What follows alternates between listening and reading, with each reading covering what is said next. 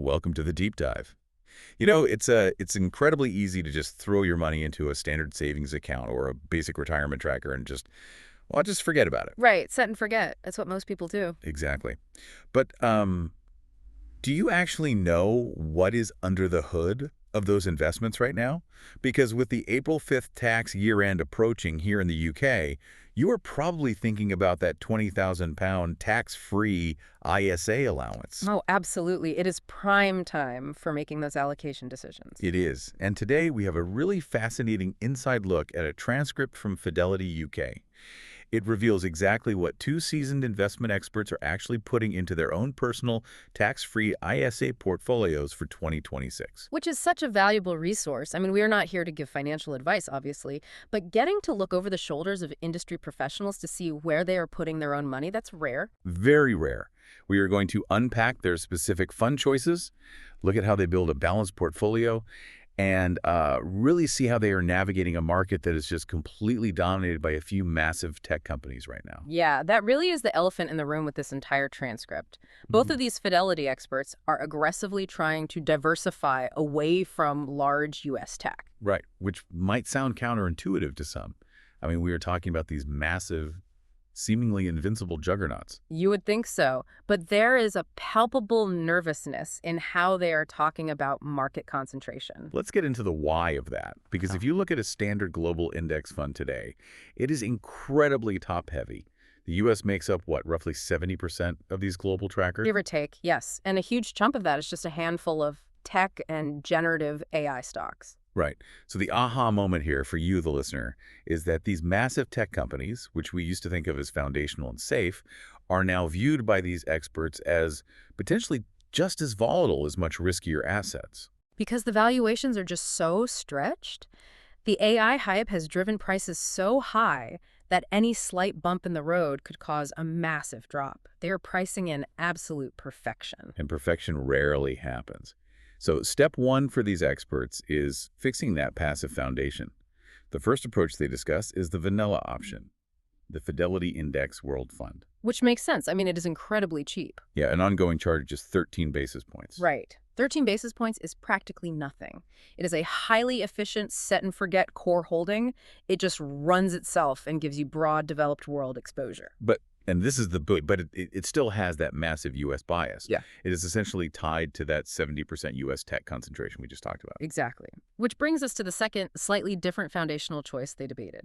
The Vanguard FTSE Global All-Cap Index Fund. The all-cap, so casting a much broader net. Precisely. Unlike the vanilla fund, this Vanguard option covers the entire market capitalization range. It includes mid-cap companies, small-cap companies, and importantly, emerging markets. So it is naturally diluting the power of those top 5 or 6 tech giants. Yes. By including all those thousands of smaller companies globally, the U.S. exposure drops from around 70% down to roughly 60%. 10% might not sound huge, but in portfolio mechanics, that is a massive structural shift. You are getting a much wider safety net. You are. But there's a trade-off. The fee for the Vanguard all-cap sits at 23 basis points. Compared to the 13 for the Fidelity Fund. Right, so you're paying a slight premium, an extra 10 basis points, to forcefully diversify away from that mega-cap tech dominance. It is a calculated decision to buy peace of mind. Okay, so that covers the passive foundation. But this is where the transcript gets really interesting. Because to fully counter that AI hype, one of the experts essentially goes rogue with their active management choices. Rogue's a good word for it. They pivot to highly concentrated, actively managed funds. Let's look at the first one, Terry Smith's Fundsmith Equity. This is a famous fund, but it is incredibly concentrated. What, only about 29 companies? Around 29, yes. It is the polar opposite of a broad tracker. And Smith's entire mandate is focused purely on quality. Which in this context means very specific fundamentals. High return on capital, great profit margins, companies that reliably turn their profit into actual cash. Not just promises of future AI dominance, actual cash. Exactly. But here's the thing I found fascinating in the transcript.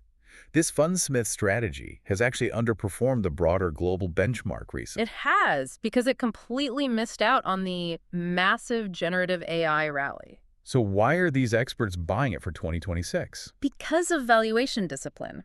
Even though it has lagged, the valuations for these high-quality, cash-generating companies aren't completely eye-watering like U.S. tech. Right. The experts are making a calculated bet here. They believe the market will eventually rotate back to fundamentals. When the AI momentum stalls, capital is going to flood back into these boring, resilient compounders. It's a classic contrarian play. They reinforce this with another choice, the BNY Mellon Long-Term Global Equity Fund.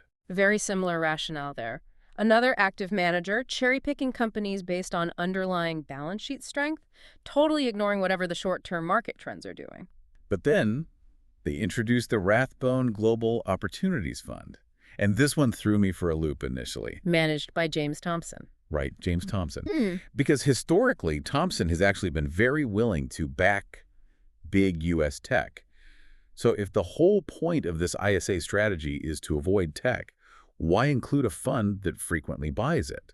It seems contradictory at first glance, but the appeal here is the active manager's flexibility. The human element. Exactly. Passive trackers are blind. They just buy more of a company as its stock price goes up, regardless of whether it makes financial sense. Just blindly following the index. But an active manager like Thompson has the flexibility to say, okay, this tech stock has made us a lot of money, but the valuation is now absurd. We are selling. He's willing to make the big calls. Yes, you are paying for a manager who will actively trim those positions when the risk gets too high.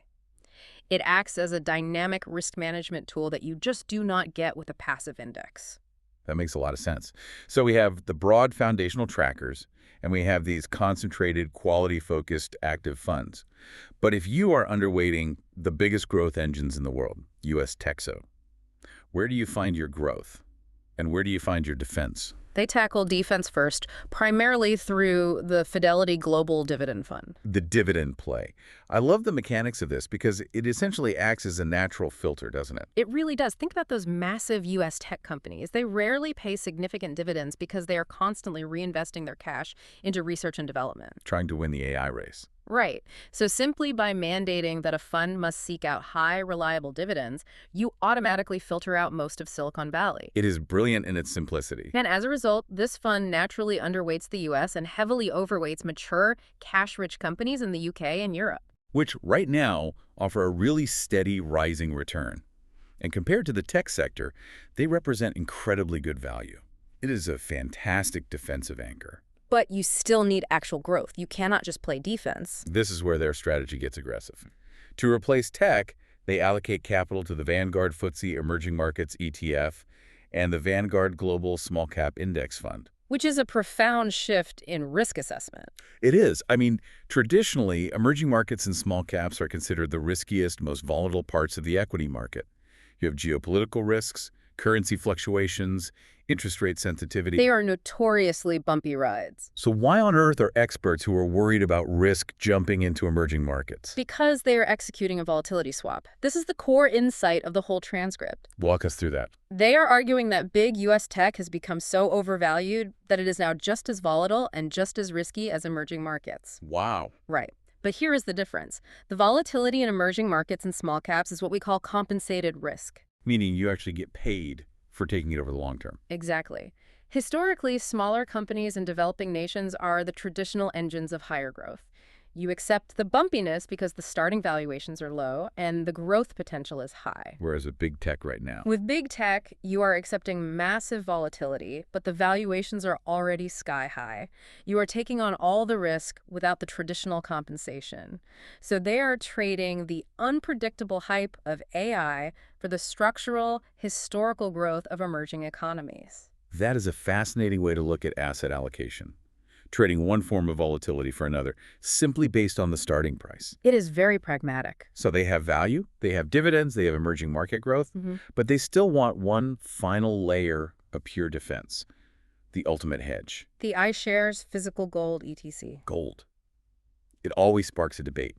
It pays no yield, it produces nothing, it just sits there. A lot of modern investors absolutely hit it. And the experts in the transcript acknowledge that. They aren't gold bugs, but they are looking purely at the data. The correlation data. Yes.